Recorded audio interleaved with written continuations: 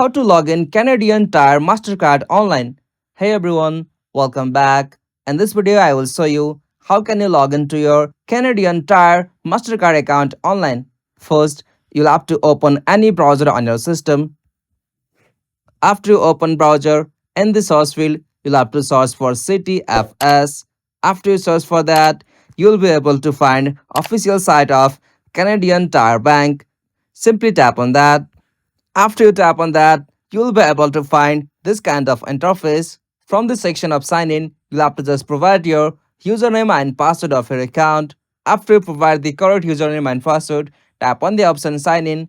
If you haven't forgotten your ID or password, tap on option forgot username or password. After you tap on that, you'll be able to recover your account by using any verification method. And after that, you'll be able to use the online banking system of Canadian Tire Mastercard account. You can, as usual, check the statement, track rewards, or make payment easily. So this is the method. If you found this video helpful, please don't forget to give a like and subscribe for more tutorial like this. Thanks for watching. Have a good day.